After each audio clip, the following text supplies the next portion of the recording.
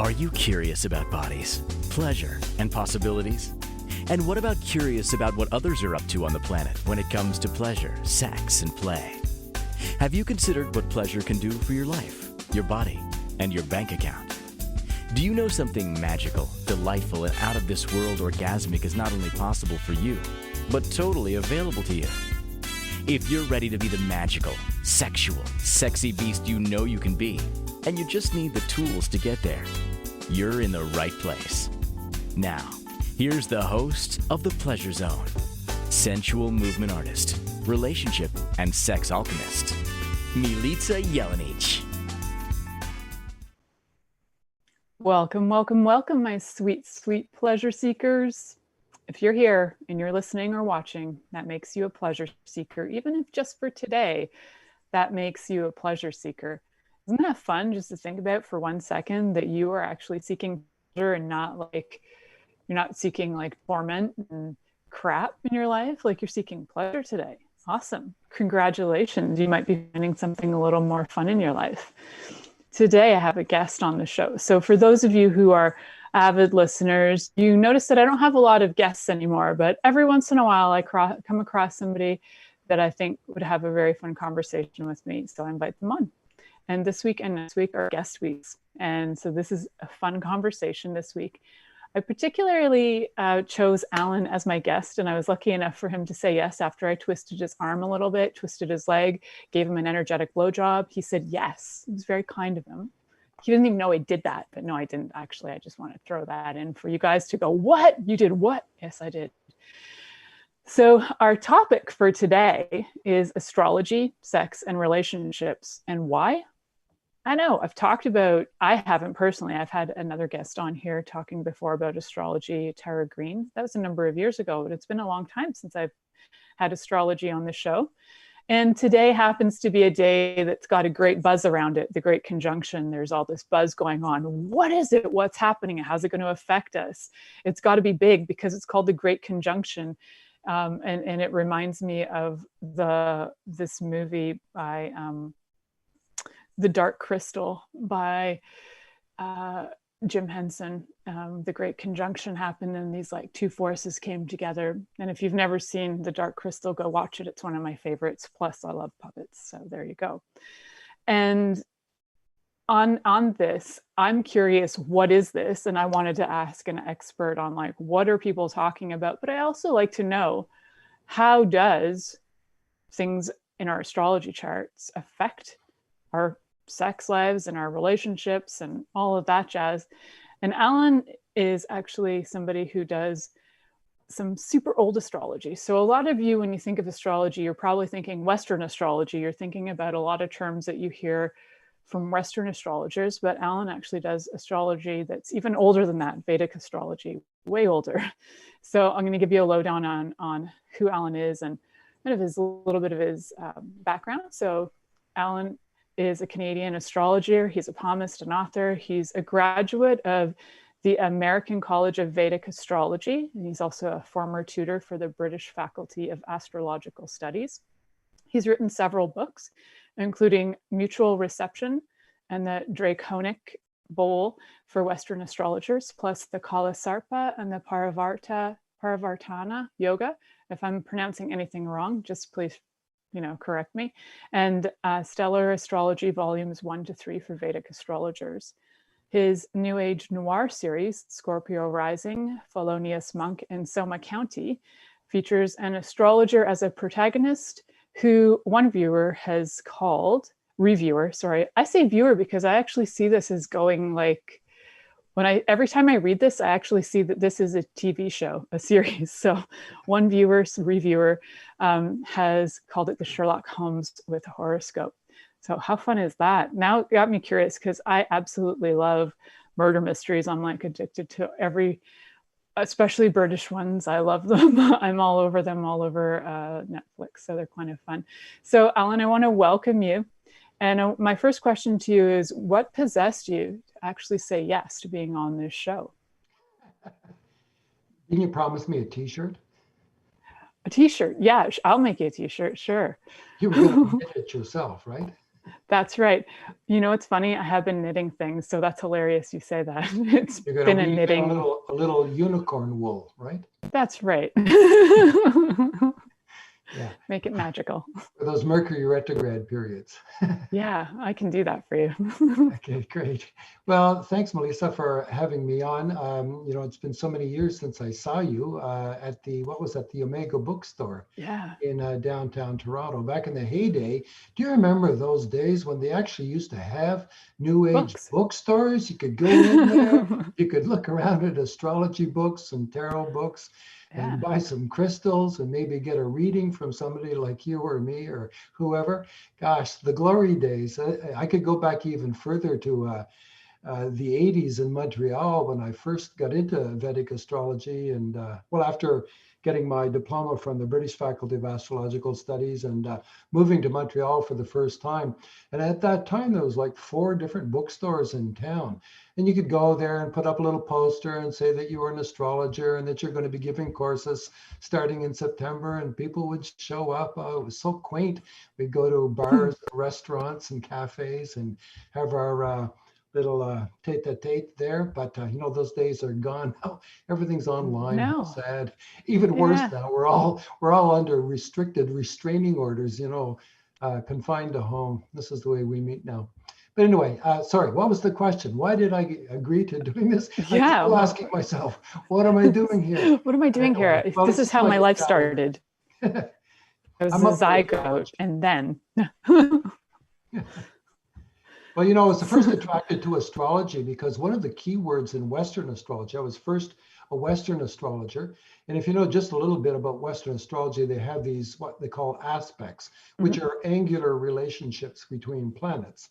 One among those is sextile. It was kind of like catchy. That's a good word. That right? sounds interesting. Maybe I should learn some astrology. All because of Slippery sextiles. slope. I love it. That's awesome. That is great. And then you somehow got interested in Vedic astrology. How did that all come up for you? Well, I did study formally with the British Faculty of Astrological Studies. I came from New Brunswick, where like nobody did astrology and nobody taught astrology and nobody practiced it. So I had to look around for a correspondence course, and make a long story short, I ended up with the Brits because it seemed like very thorough and compelling. And did that correspondence course for a couple of years and went to England for 1 school year and finished off my studies and wrote 16 hours worth of exams. So when I came back to Canada, I settled in Montreal for the first time. And then I practiced as a Western astrologer for, I guess, a good 15 years, giving courses in Montreal and consultations. And back in, this was early 90s, I guess. A girlfriend of the day gave me a book on Vedic astrology. And I looked at it first and I thought, no, I have a lot of fire signs in my chart. So a lot of Aries, Leo rising, Sagittarius moon. And some of those things, when you convert from tropical zodiac in Western astrology to a sidereal zodiac in Vedic astrology, you drop back a sign. So instead of a Leo rising, it became a Cancer rising. Instead of a Sagittarius moon, I became a Scorpio moon. So my first reaction was, I don't think I'm going to like I don't want that. Yeah, that's not me. Okay, but I persevered and read the book, and I thought, yeah, okay, maybe this does make sense. I'm going to give it a chance. So I ran around town, this was in Montreal at the time, and bought up all 4 Vedic astrology books that I could find among all these bookstores.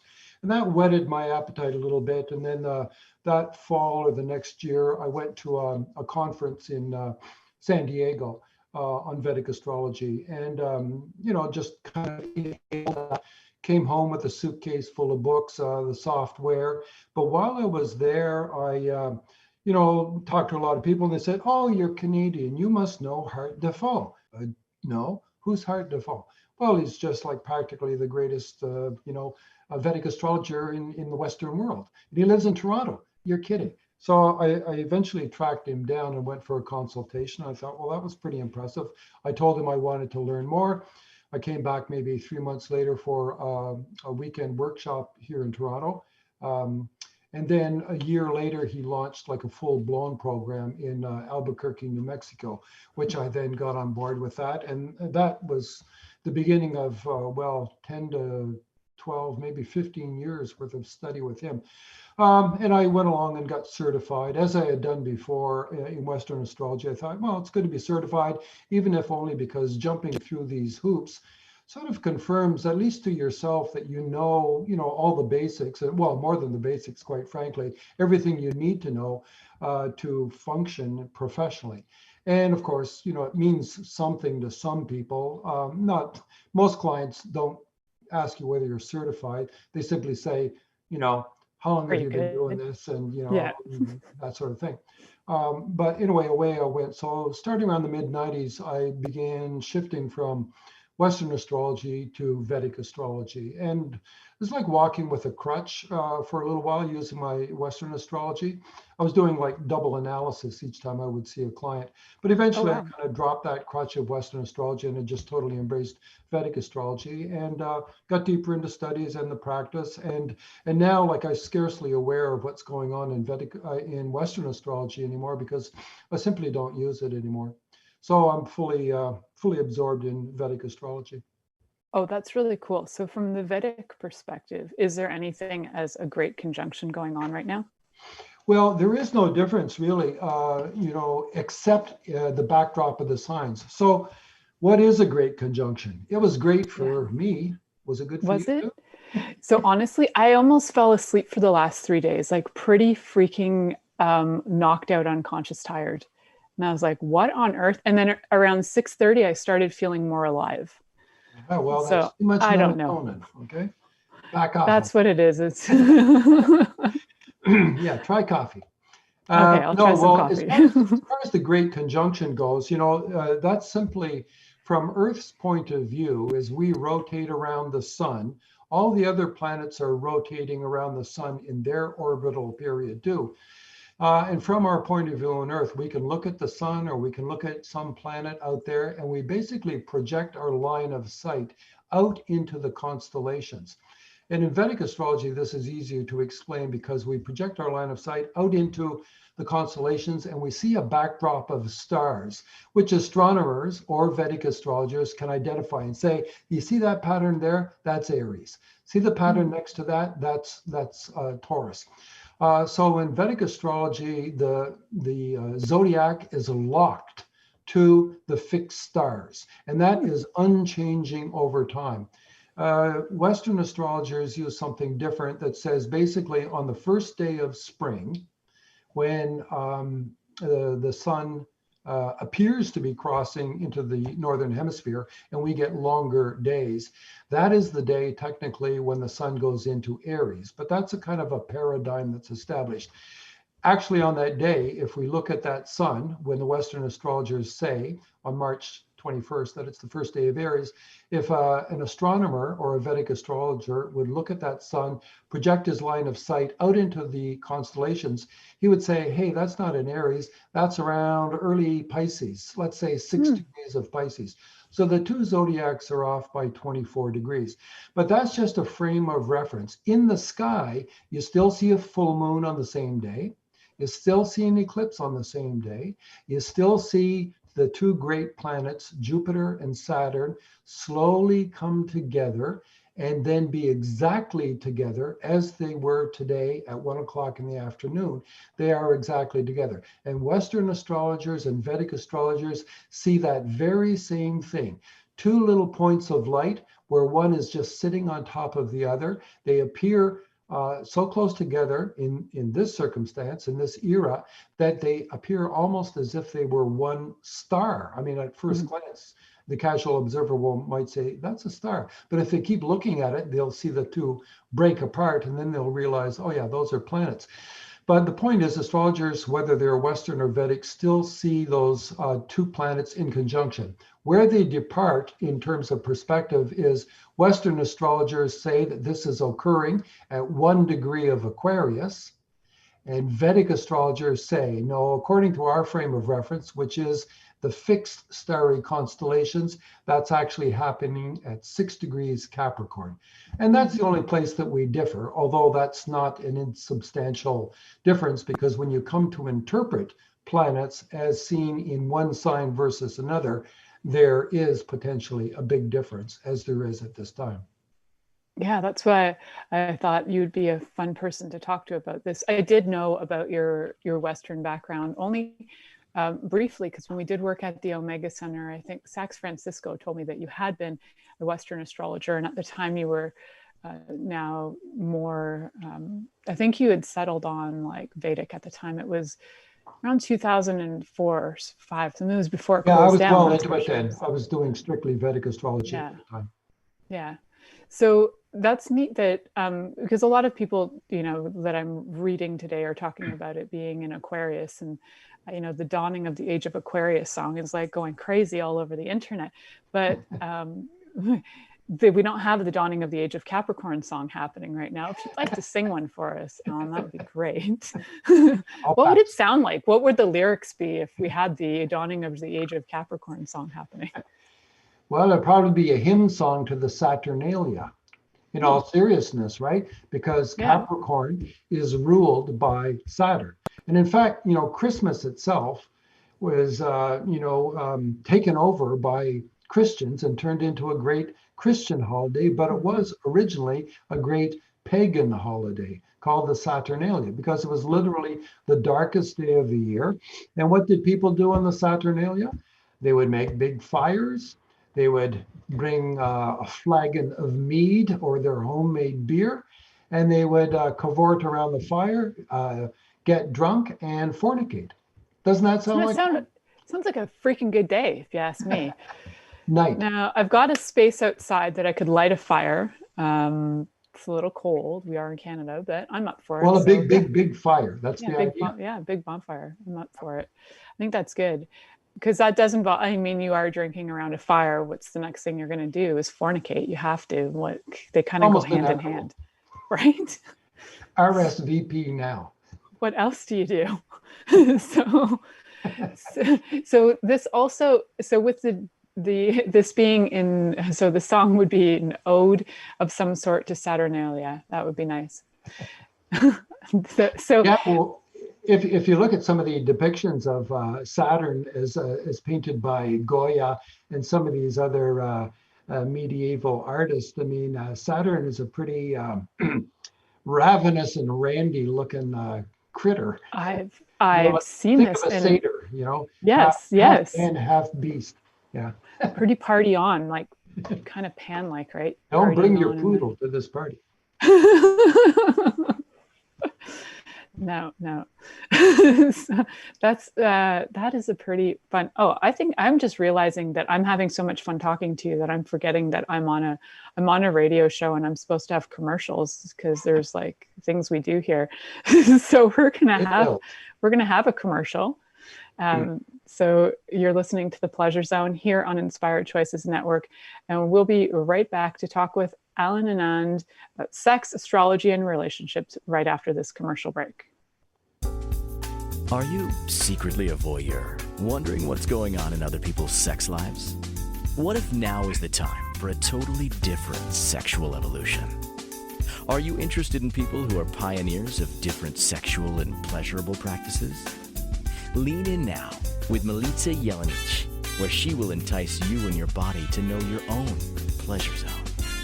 On the Pleasure Zone radio show with sensual movement artist Milica Jelenic, you'll receive tools, inspiration, and a foundation to allow yourself to receive more in your sex life, and quite possibly other areas of your life as well. Listen for the Pleasure Zone with Milica every Monday at 8 p.m. Eastern Time, 7 p.m. Central Time, 6 p.m. Mountain Time, and 5 p.m. Pacific Time on InspiredChoicesNetwork.com.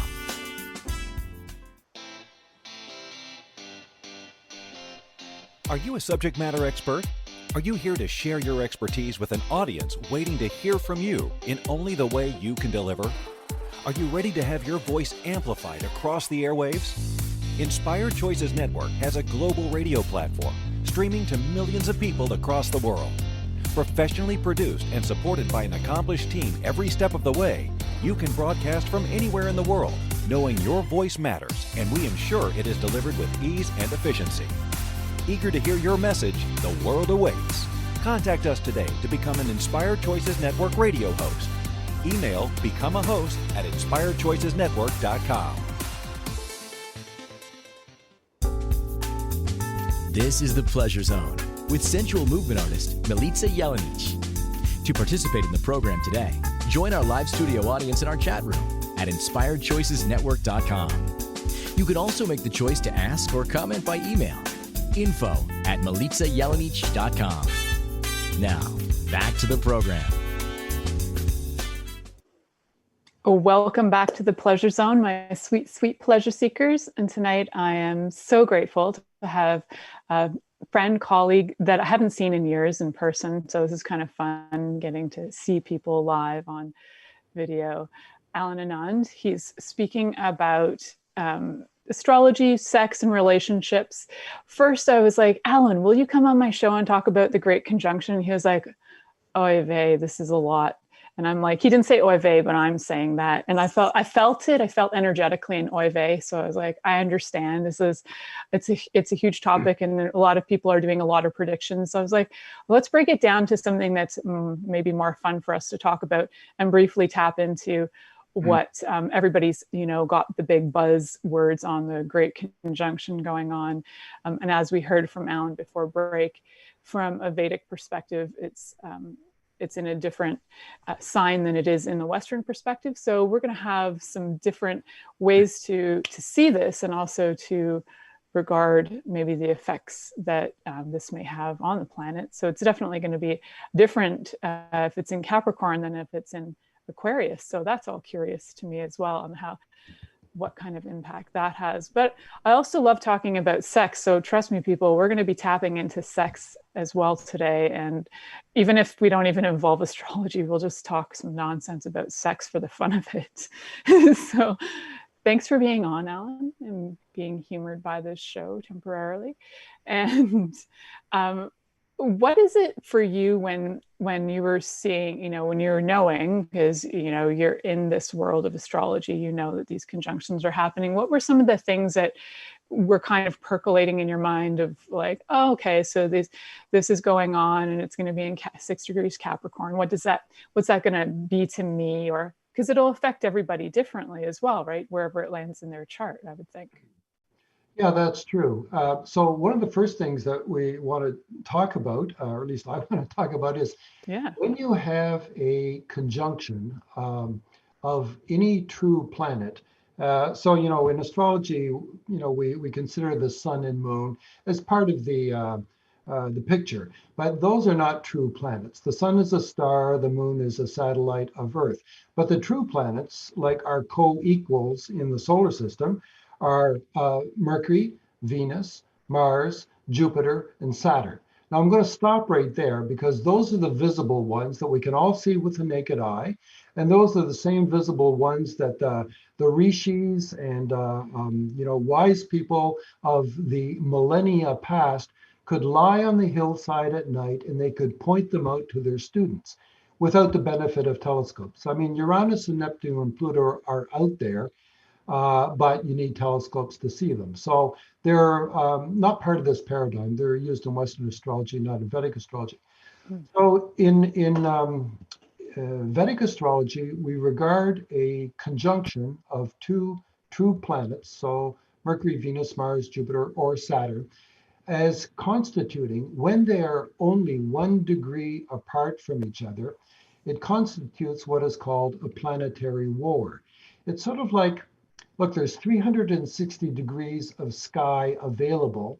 And when 2 planets are both crowded into the 1 single degree, it's sort of like they're kind of symbolically elbowing each other. It's like, hey, why are you crowding me? Why are you stepping on my toes? Back off a little bit.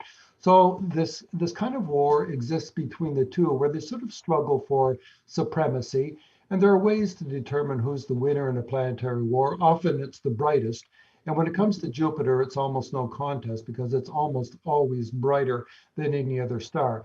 Although another measure of the war, the winner of the war, is the planet that is more elevated in the sky. has greater declination, meaning, it appears higher off the horizon, seems to stand above the other.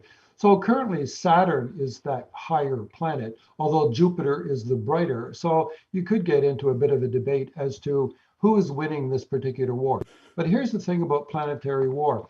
It is a bit like a heavyweight fight when Muhammad Ali and Joe Frazier go the full 15 rounds and pound the shit out of each other, but nobody gets knocked out. And at the end of the fight, it's scored on points alone. But at the end of that 15 round heavyweight fight, does anybody feel like a winner? No, they both feel like crap because they've had the hell beaten out of them by, the best or the second best boxer in the world. So planetary war is a bit like that. So its downstream effect is that it causes some pain for aspects of life that are ruled by this planet or the other in your individual chart. So let's say, for instance, that you have, Cancer rising, and Capricorn, therefore, is your 7th house. Saturn becomes your 7th lord. And if it is beaten in a planetary war, it may imply that your relationship will suffer during this period. Now, we could offer that as a kind of a generic prognosis for all Cancer rising individuals who are listening, which is 1/12 of humanity. So, I hate these kind of generalizations, and it's the specifics of an individual accurate birth chart that you can do this kind of stuff with. But just in principle, this is how it works. So we look at planetary war as a struggle between two planets that each rule different things.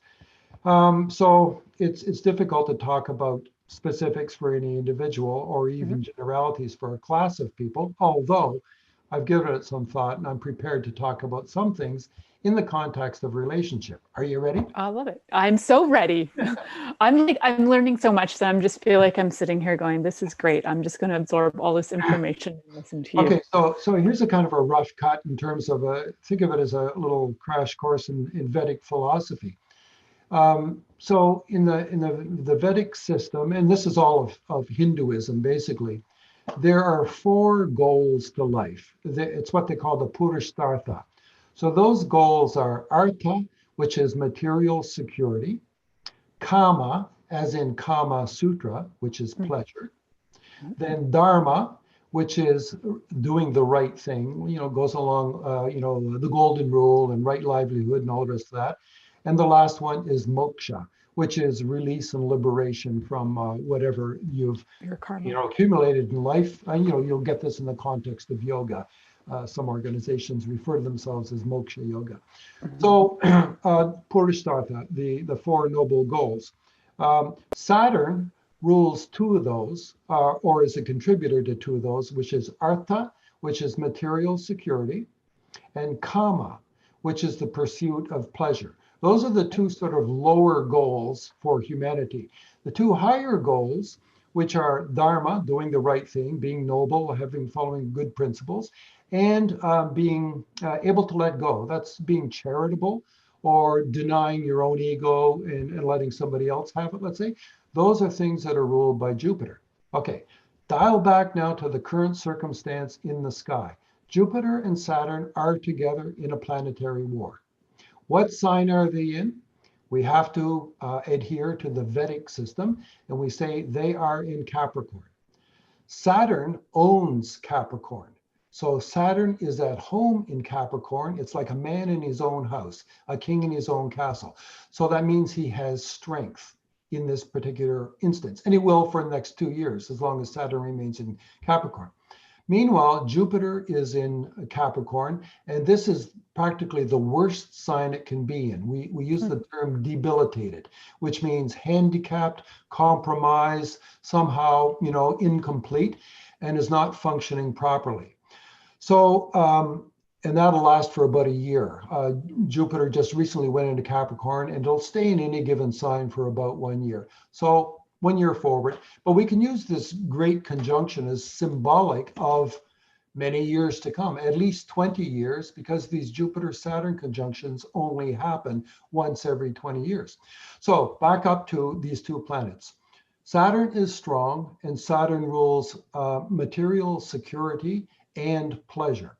Jupiter is weak, and it rules noble principles and the sort of the idea of charity or self-denial. So what may happen in terms of relationships during this entire era? And when I say era, I guess I mean something like these next 20 years. It could be that people are going to say, you know what? I always wanted to live alone, and I always thought that was a great thing to do. You know, that's a principle. My freedom is important to me. In fact, Jupiter rules freedom, and Saturn rules responsibility or being tied down or contained or constrained to some degree. Think of what has happened during this COVID era, just in 9 months. What's happened? People have lost jobs. That's one thing. Lost have relationships. And paying the rent. Yeah. And they're also compromised in terms of relationships. You're either alone and you're unhappy about it because you can't, you know, go out and date, or shouldn't, we should say.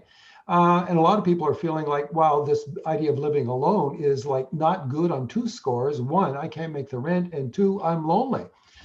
So I'm thinking that there may be a whole generational kind of shift that may happen around this time. Because look, even with vaccines, is the COVID thing going to be over right away? It may linger for yet another year. But the thing is, it is a pivotal event. It is a shock to the system.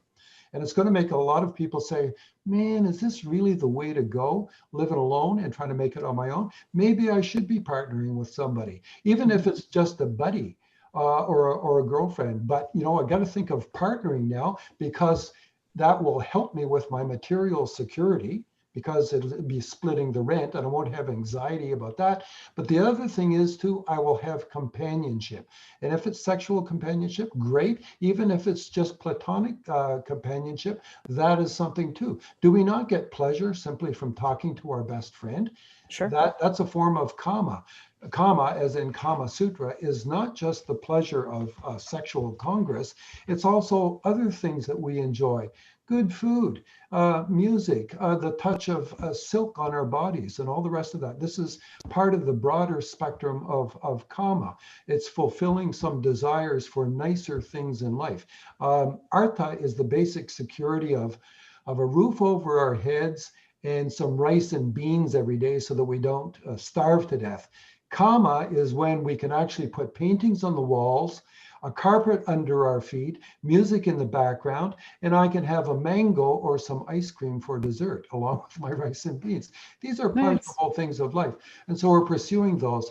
So the whole thing with Saturn's supremacy in this, it may make people eminently practical in a way that they have not done in a long while, in terms of thinking about their security and also about a certain degree of responsibility, not only to themselves, but actually to other people. We can help mankind by kind of working together instead, but we do it for very practical and selfish reasons. Ironically, the pragmatist comes forward and the idealist has to take a back seat, because this is no time when the world is on fire. You've got to put it out somehow. You can't be thinking of nobility. You've got to be practical in this time.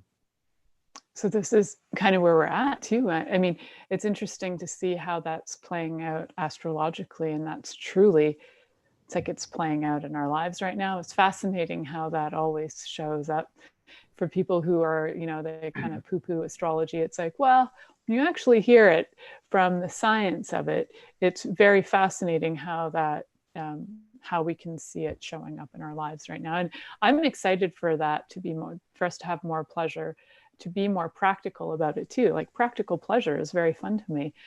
To me, that's like life. Like it's practical to have pleasure. So I'm probably living in those lower two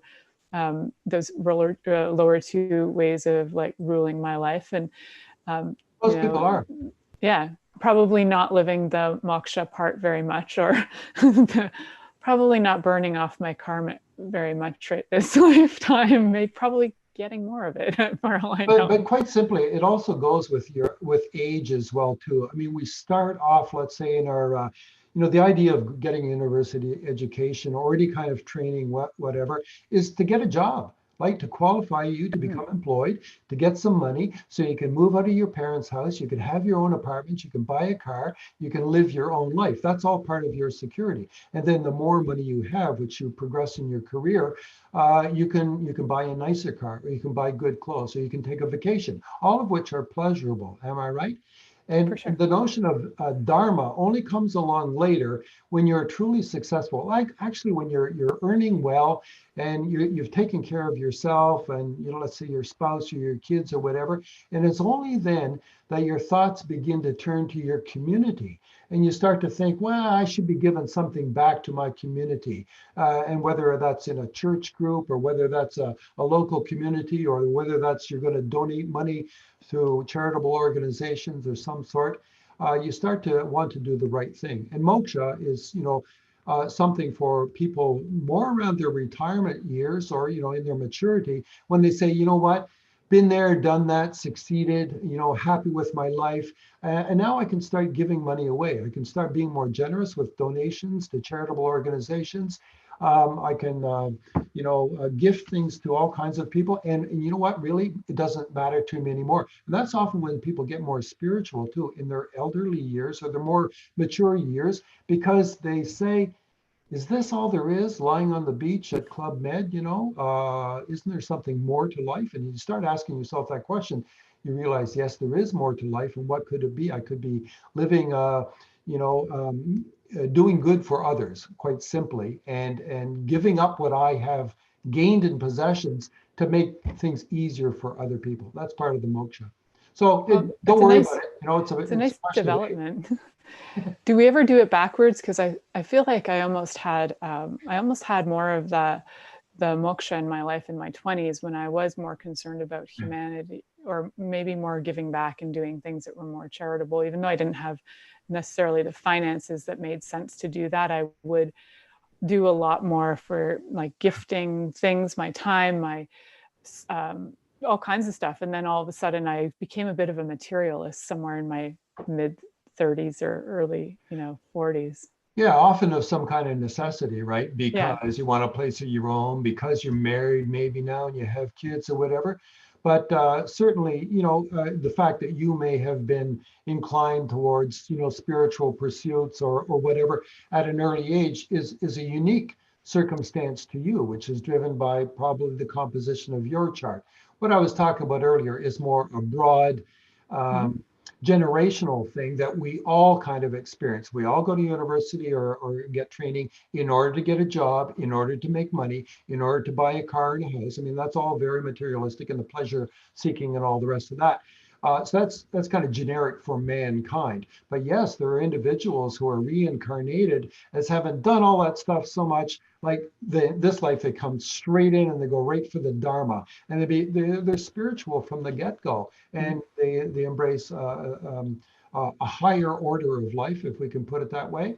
And that's all well and good, but that's an individual kind of composition. And again, the birth chart will speak to that or suggest that, or be very overt about. You're definitely a non-materialist. You're interested only in studying scriptures and worshiping God. Yeah. Yes, I have a niece that's like that, and she's 13 now, but she's very interested in studying scriptures, Vedic scriptures, actually. So she's a fascinating kid, and she's very intense. It's very cool to see, and I do get that. I mean, we'll come in with our different stuff. I've never actually had my Vedic chart done, so maybe one day I'll get that done with you. Everybody should at least once in their lifetime. I think so. The last time I had somebody do my Western chart was probably like, it's got to be before my daughter was born, so probably 13 years ago. So it'd be cool to see that all play out. Also, because there were so many things that I think I could identify with in my Western chart. And like you were saying earlier for yourself, you're like, well, I don't know if I want to have that. Yeah. It's like, right now I've got some pretty fun stuff that kind of goes along with what I'm doing. And if I see it in a different way, well, that just like fuck me up. What's going to happen to me? Always that risk. You might become spiritual overnight. That's right. I'll just give it all up. I don't know what's going to happen. I'll be like, yeah, you know what? All that cock talk, it's out the window. I'm just going to talk about God 24/7. So, Well, you could become a Hindu perhaps, because there's a lot of these temples have yeah, the the lingam. Shiva lingam, right? I could Yeah, just right. like worship There the you go. lingam. There you go. The yoni and the lingam together. I could just be like a bisexual worshiper There you constantly. go. There's a temple for you. That's right. So I love this conversation because one, I think it's educating a lot of my listeners on the fact that there is more than Western astrology out there, and that we are more than our sun signs, which a lot of people get kind of stuck into these things, and they're like, I'm such and such, and whenever I hear somebody go, well, I'm a Pisces and you're a this, so we should be friends, I'm like, my eyes must roll back in my head real hard. So I'm like, oh my God, I don't know enough astrology, but I can tell you this much: that's not all there is to it. But it's always funny to see how people do try to relate mostly based on sun signs, and they're not really looking at the bigger picture a lot of the time, and how the bigger picture, if we do know the bigger picture of ourselves, it can often help us not only know more about in relation to the world, or maybe some of our targets. If you're unclear with targets, I would think that this kind of work, getting your Vedic astrology chart done, would really help people to know what their targets are, whether it's in relationship or whether it's, with their careers or whatever. And a lot of people are questioning like their lives right now, and questioning like, what do I do with myself now? So I encourage you guys to contact Alan and get your chart done. And how can they find you, Alan? We're not done the show yet, but I want to like let them know a few times before we. I think on the link, my name is there with my website. Correct me if I'm wrong. Yeah, it is. It's in Navamsa, the Navamsa.com. Yeah. And Navamsa, so you can also get. Yeah.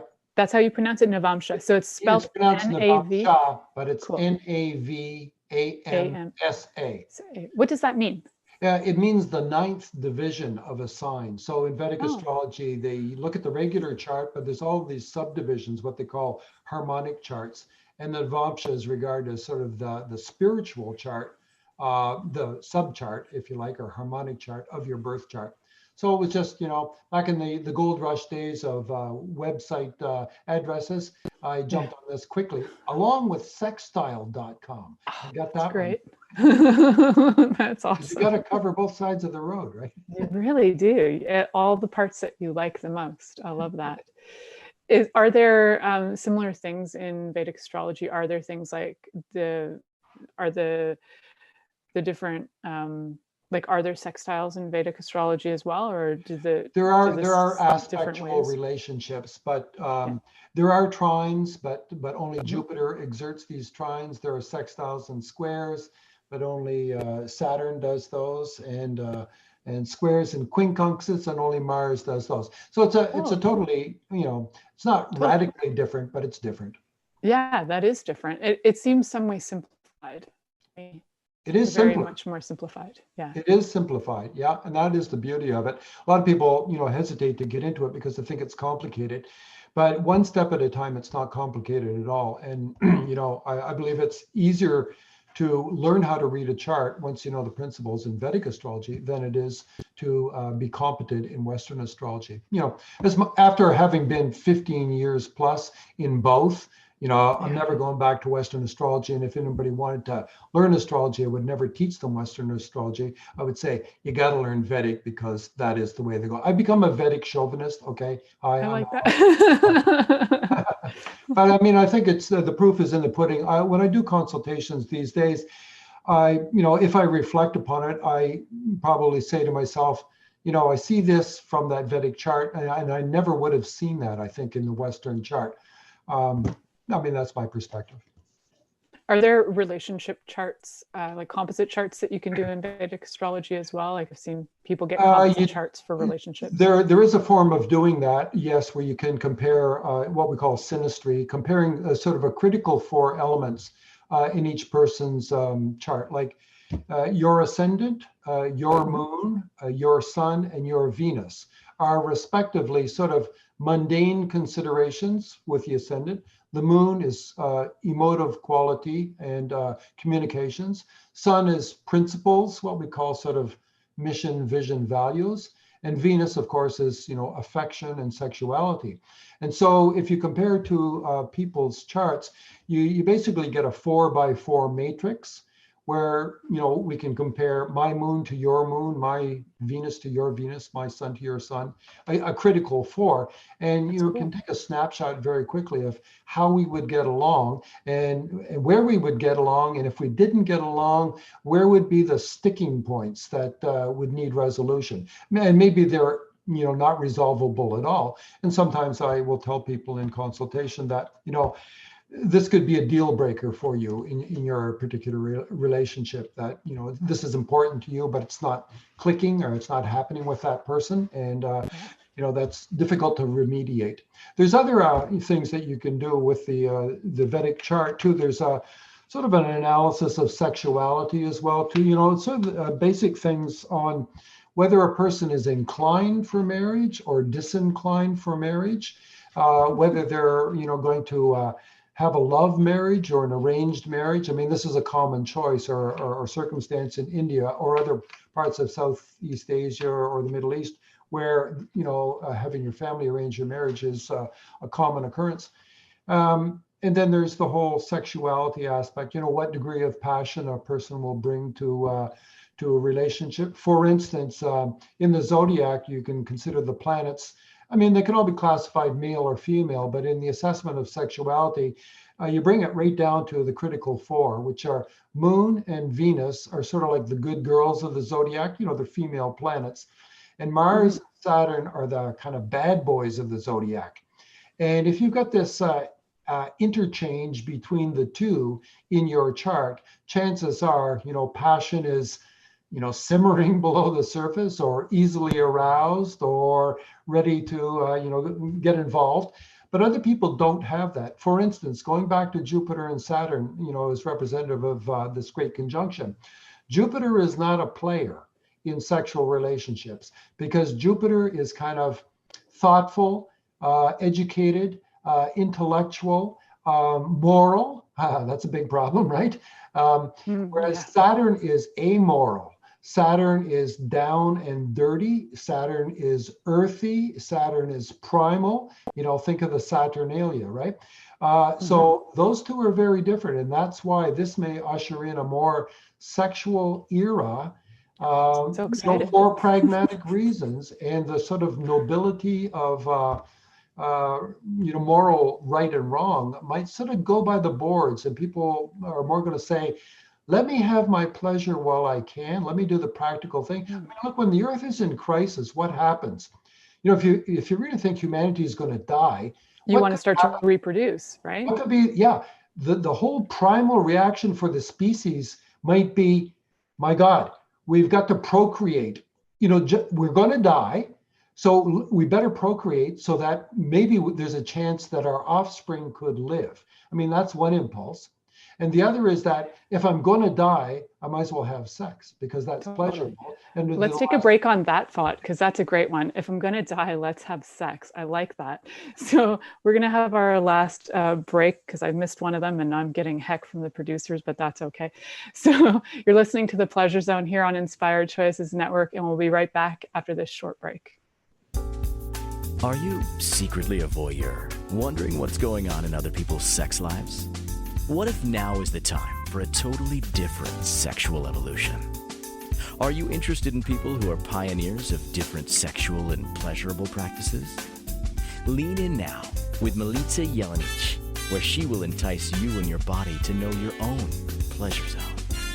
On the Pleasure Zone radio show with sensual movement artist Milica Jelenic, you'll receive tools, inspiration, and a foundation to allow yourself to receive more in your sex life, and quite possibly other areas of your life as well. Listen for The Pleasure Zone with Milica every Monday at 8 p.m. Eastern Time, 7 p.m. Central Time, 6 p.m. Mountain Time, and 5 p.m. Pacific Time on InspiredChoicesNetwork.com. This is The Pleasure Zone with sensual movement artist Milica Jelenic. To participate in the program today, Join our live studio audience in our chat room at inspiredchoicesnetwork.com. You can also make the choice to ask or comment by email. info@milicajelenic.com. Now, back to the program. Welcome back. Where were we? Well, if I'm going to die, let's have sex anyway. That's where we ended. What a great. I think that's great. That's just like, what a summation. Yeah, I should have saved that till the end. No, I like it. We're actually almost at the end. We've got about 5 minutes until we're going to get cut off by the producer. So if we do get cut off, that's just because that's how they have to play the game. So, so I love that. Let's talk about like how those kind of primal urges are kind of on the rise, and for what I'm curious about, because it sounds like hedonism 101 is going to be like, if I was going to teach a class in the next 6 months, maybe hedonism 101 might be the way to go, or something to like really invite people into their hedonistic way of being. And there just seems to be like that invitation into pleasure and like overindulgence and play and fun and like dancing around like Pan in the forest seems kind of like where maybe if we aren't familiar with those things, those are things that we can be facilitated into knowing more about. If it's something that's like uncomfortable or something we never even tried that before, maybe you've never been hedonistic and this is like a time to invite those energies in and you don't know how, you can always ask me. I'm very good at facilitating that. You can find out from Alan if this will actually work for you to become hedonistic for the next little while. Maybe it's just never going to be your thing. Maybe you have anhedonia and you're never going to have pleasure, and that's okay too. That's just, who you be. So if, for example, for you, Alan, what are some things that if you're thinking about right now, like, all this karma energy is coming up, Saturn is ruling right now, it's got this big energy showing up. What are some things that you're looking forward to in the next little while in your life that you can sense as an energy that's rising for you? Oh, golly. Well, as an astrologer, I am very fortunate to be, in a very sexy profession, because I already do it on a daily basis with heavenly bodies. I don't know if there's much more for me to aspire to. True that. Well, seriously, I'm not going to, project my own future, but, in terms of humanity, I'm back on this notion of this is a bit of an apocalyptic event, even though it may not be the apocalypse. It is a shock to the human system. And I think everybody, is confronted with their own mortality at a time like this. And you only need to imagine one of these sort of sci-fi movies where, oh my God, the astronomers have discovered a comet, heading straight for Earth. And there's no doubt about it, it's going to smack us and it's going to mean the end of humanity. I mean, what would happen during such an era? I mean, I think you could quickly see the collapse of law and order and social order. And it would be a little bit of, every man for himself kind of thing. I mean, I don't like to envision that, and I'm certainly not predicting that, because this is sort of like a controlled burn, if you like, right? It's a forest fire, but well, we have some control over it because, human beings have some rationale to them to control their behaviors, and science is kind of on our side with a vaccine. And yet it is scary as hell for so many people. And, there's a point at which it's just so scary that it would paralyze people. And yet when this is over, and let's say a vaccine is more prevalent, a lot of people may be looking to reassess their lives and sort of make new decisions about, is this what my life is going to look like? And maybe I've been living by principles that are outdated or never were valid in the first place. And now maybe if I'm to have gained a little enjoyment in my life, maybe I need to, seize upon something else that gives me security or pleasure, which are, back to the Purushartha 101, they are the primal needs, which in crisis is what we go to. The higher order of things kind of falls away. And so there may be more of that. We have like 5 seconds left, Alan. I know time flies when you're having fun. But Okay. so there may be more of that you were saying coming our way. So just keep your eyes Thank and you for ears listening open. to The Stay tuned Pleasure in Zone and turned on till with next sensual week. movement artist Milica Jelenic. The Pleasure Zone returns next Monday at 8 p.m. Eastern, 7 p.m. Central, 6 p.m. Mountain, and 5 p.m. Pacific on InspiredChoicesNetwork.com. We hope you'll join us. Until then, have the best week of your life by choosing to be turned on and tuned in to your body.